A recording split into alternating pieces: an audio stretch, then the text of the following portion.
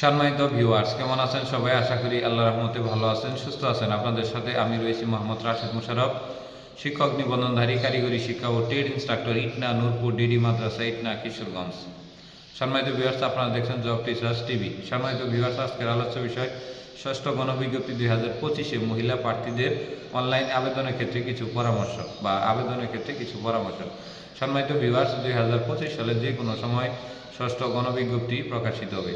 ষষ্ঠ গণবিজ্ঞপ্তিতে 17 এবং 18তম শিক্ষক নিবন্ধন পাসধারীরা আবেদন করতে পারবেন, যাদের বয়স সর্বনিম্ন 18 এবং সর্বোচ্চ 35, অর্থাৎ 35-এর মধ্যে থাকলে আপনি আবেদন করতে পারবেন। তবে সেক্ষেত্রে আমরা দেখেছি পঞ্চম গণবিজ্ঞপ্তিতে 35+ মানে 1-2 মাস একটু বেশি বয়স হয়েছিল, এরকম প্রায় 800+ প্রার্থী পঞ্চম গণবিজ্ঞপ্তিতে অনলাইন আবেদন করতে পারেনি বয়সের কারণে। তো সেই হিসেবে ষষ্ঠ গণবিজ্ঞপ্তিতেও তেমনটি বয়সের ছাড় দিবে না, সর্বোচ্চ যদি সেটি ছাড় দেয় 1-2 মাস হতে পারে, এবং যদি সেটা শিক্ষা উপদেষ্টা মানবিক বিবেচনা করে তবে সেক্ষেত্রে এই সংখ্যাটা বা এই 6 মাস বা 3 মাসের মতো হতে পারে। তবে আমার যে ধারণা সেটি হলো বয়সের ক্ষেত্রে কোনো ছাড় দেওয়ার মতো সুযোগ মনে হয় ষষ্ঠ গণবিজ্ঞপ্তি 2025-এ থাকবে না।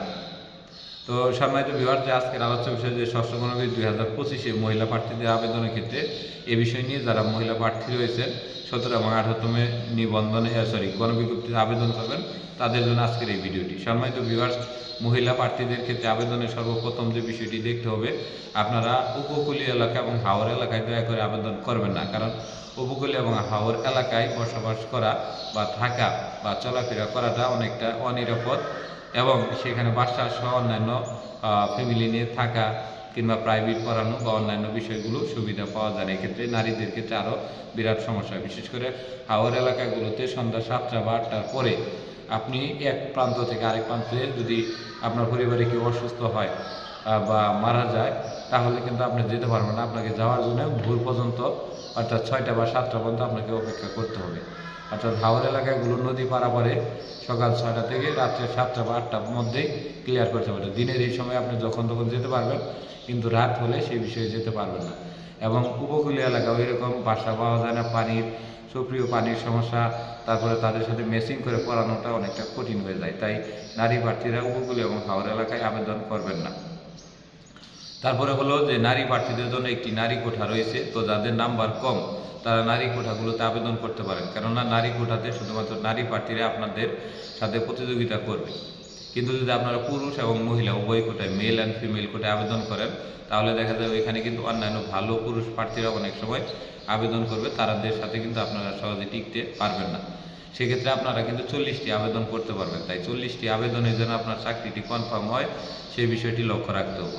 আরেকটি বিষয়, আপনি যখন এই নারী কোটায় আবেদন করবেন বা পুরুষ এবং মহিলা উভয় কোটায় আবেদন করবেন, তখন আপনি কোন বিষয়ে পাসধারী সেই বিষয়ে দেখবেন, এবং ওই বিষয়ে আপনার নারী কোটায় কয়েকজন প্রার্থী আবেদন করতে পারবেন সেই বিষয়টি লক্ষ্য রাখবেন।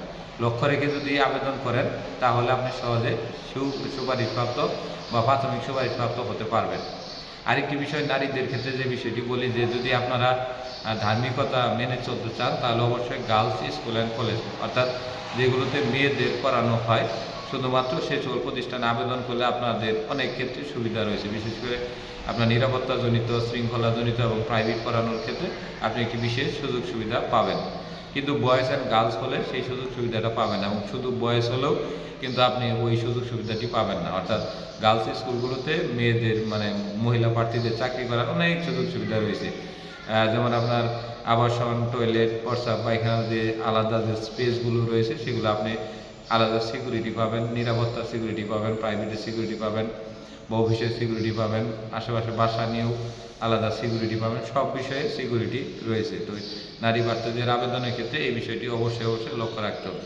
তারপরে আপনারা যখন আবেদন করবেন, আবেদনের সময় দেখবেন যে আপনারা যে প্রতিষ্ঠানে আবেদন করছেন সেই প্রতিষ্ঠানে প্যাটার্ন অনুযায়ী নারী প্রার্থী, নারী শিক্ষক কতজন রয়েছে। কারণ আপনি দেখা যাবে প্রতিষ্ঠানে একমাত্র নারী, তাহলে দেখা যাবে যে আপনি প্রতিষ্ঠানে আরেকজন নারী প্রার্থী বা নারী শিক্ষক যদি না থাকে, তাহলে কিন্তু আপনি ওই প্রতিষ্ঠানে মন খুলে কারোর সাথে কথাই বলতে পারবেন না। তো সেই বিষয়টিও লক্ষ্য রেখে যেখানে দেখবেন যে নারী প্রার্থী রয়েছে সেগুলো প্রতিষ্ঠানগুলোতে আবেদন করার চেষ্টা করবেন। সেটি একটু দূরে হলেও আপনার জন্য বেটার হবে। আর প্রতিষ্ঠান যাচাইয়ের ক্ষেত্রে ভবন নির্মাণ, অবকাঠামো এগুলো যাচাই না করে ওই প্রতিষ্ঠানে আপনার কাম্য শিক্ষার্থী আছে কিনা এবং ওই প্রতিষ্ঠানের পদ এমপিওভুক্ত কিনা এটি দেখে অবশ্যই আবেদন করবেন।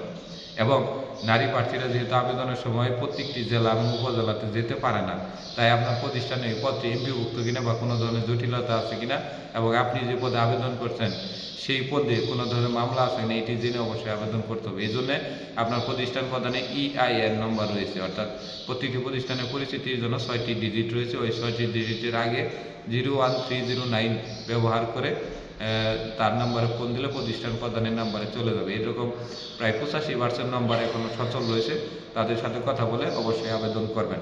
তো আমি যে নারী প্রার্থীদের যে বিষয়টি বললাম, এই বিষয়টি যদি আপনারা খেয়াল করে আবেদন করেন তাহলে আপনার কোনো সমস্যা হবে না। আরেকটি বিষয় বলে দিই, নারী প্রার্থীদের জন্য যদি সেটি ভালো নম্বর হয় তাহলে সেক্ষেত্রে অবশ্যই স্কুল দেবেন, কখনো মাদ্রাসা দেওয়ার চেষ্টা করবেন না। এবং প্রতিষ্ঠান যদি আপনার ধর্মীয় অনুশাসন মেনে চলতে চান সেক্ষেত্রে মাদ্রাসা দেওয়ার বিষয়টি আলাদা। তবে মাদ্রাসায় নানাবিধ সমস্যা রয়েছে এবং স্টুডেন্ট সংকট, এবং মাদ্রাসায় শুধুমাত্র যেহেতু আরবি সেক্ষেত্রে অনেক সময় স্টুডেন্ট পাওয়া যায় না। তাই আপনি সর্বপ্রথম স্কুল চয়েস দেওয়ার চেষ্টা করবেন এবং তারপরে যদি না হয় কারিগরি শিক্ষা প্রতিষ্ঠান দেওয়ার চেষ্টা করবেন যদি আপনি সহকারী শিক্ষক বা প্রভাষক পদে হয়ে থাকেন, এবং সর্বশেষ মাদ্রাসা দিলে সবচেয়ে ভালো হবে।